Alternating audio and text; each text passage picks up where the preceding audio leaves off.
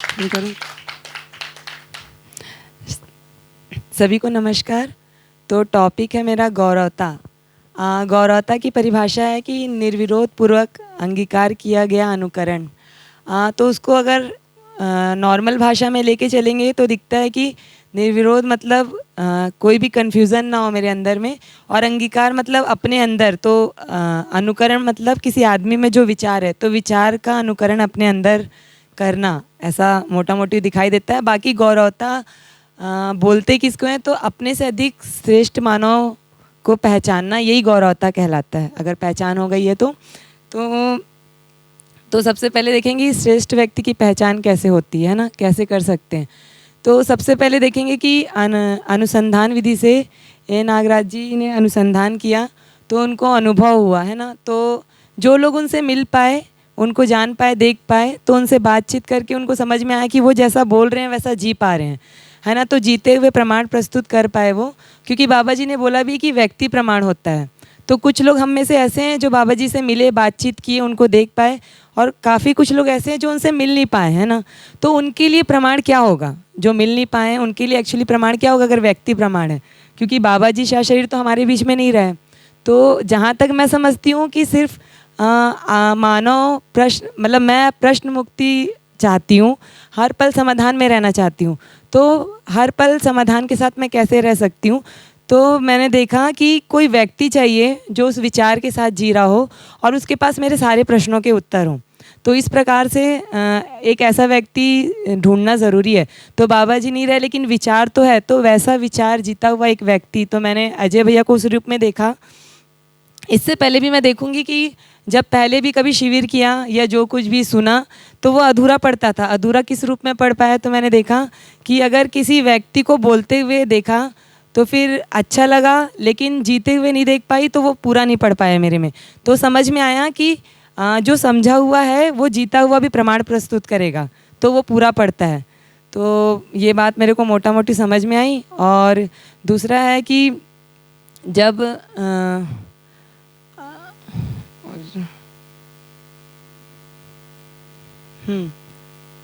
और अभी की स्थिति में देखेंगे तो मेरी जो स्थिति बनी हुई है कि पहले जब प्रश्नों, मतलब इसका प्रमाण कैसे मिलेगा कि हम जिसको पहचान लिए हैं वो सही है, उसका प्रमाण कैसे मिलेगा? तो दिखा कि जो प्रश्न थे, प्रश्नों के उत्तर हुए, तो उसके साथ खुशहाली के रूप में प्रकट हो रही हूँ और मानव के साथ और कनेक्ट होते जा रही हूँ।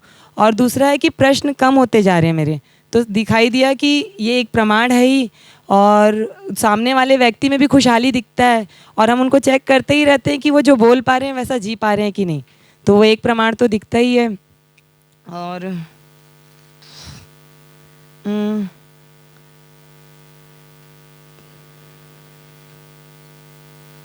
तो दूसरा देखते हैं कि एक विचार है, एक व्यक्ति है। तो विचार कोई अलग चीज़ नहीं है और व्यक्ति कोई अलग चीज़ नहीं है। तो विचार किसी व्यक्ति के अंदर ही घटित होता है, विचार कहीं हवा में रहता नहीं है। तो विचार तो किसी व्यक्ति के अंदर रहता है। तो जो अभी तक हमको अनुसंधान से प्राप्त हुआ है तो उससे दिखता है कि वो विचार किसी व्यक्ति के अंदर आया है और उसको हमने लिया है। तो हमको समझदार आदमी ढूंढना पड़ेगा। तो आगे बढ़ने के लिए काफ़ी प्रश्न आएंगे और काफ़ी बार हम गिरेंगे, तो उसके लिए क्या किताब या फिर सिर्फ कोई संवाद या कोई ऑडियो काफ़ी रहेगा? तो मेरे को लगता है उसके लिए एक जीता जागता व्यक्ति चाहिए ही, ताकि हर पल मेरे प्रश्नों के उत्तर रहें मेरे पास, है ना। इतना दिख पाता है। और दूसरा है कि परंपरा में अगर देखेंगे तो परंपरा में पहले देखेंगे जब अनुसंधान घटित नहीं हुआ था तो अधूरापन था। तो अधूरापन कैसे था कि जब एक बच्चा जब जन्म लेता है तो जन्म से ही वो न्याय का याचक रहता है, वो अपने सारे प्रश्नों के उत्तर चाहता ही है। तो धीरे धीरे जब वो बढ़ने लग जाता है तो माता पिता के पास और जो जो उनके आसपास रहते हैं सबके पास जाता है, तो देखता है कि एक कॉम्प्लेक्स क्रिएट होता है। वो कैसे होता है कि जब वो अपने प्रश्नों के उत्तर मांगने जाता है तो उसके उत्तर नहीं मिल पाते हैं उसको, है ना। तो वो दूरी बनते जाती है। तो उसी को हम जनरेशन गैप बोले, क्योंकि परंपरा में वो उत्तर था नहीं कभी, तो माता पिता बच्चों को ट्रांसफ़र नहीं कर पाए। फिर जब माता पिता को आवश्यकता पड़ी तो बच्चे भी उनको वो उत्तर दे नहीं पाए, तो उसमें एक जनरेशन गैप बना। फिर एक सबसे अच्छा चीज़ मिला हमको, जो अनुभव परंपरा में जो एक आया सहअस्तित्ववाद, उससे एक चीज़ मिला कि जनरेशन गैप ख़त्म हो गया। तो जैसा मैं जीना चाहती हूँ, मेरे को दिखा कि मैं प्रश्न मुक्ति के साथ जीना चाहती हूँ, तो वैसा ही हर मानव जीना चाहता है। तो जैसे ही मेरे को पता चला, मेरे को मिला, तो मेरे को समझ में आया कि पूरी परंपरा में वो मिल गया है ना। लेकिन क्या इतना ही काफ़ी है?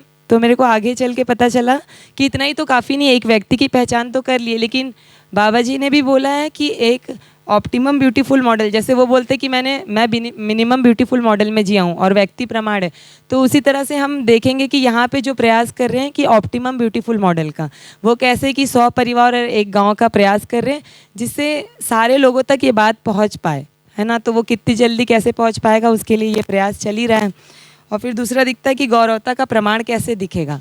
तो गौरवता का प्रमाण के लिए दिखता है कि परंपरा से मिला और परंपरा को दिया, है ना। तो जो विचार परंपरा से मिला था उसको मैंने जिया और एज इट इज़ मैंने किसी को दे दिया उपकार विधि से, है ना। तो ये गौरवता का प्रमाण दिखेगा। तो मेरी बात यहीं पे मैं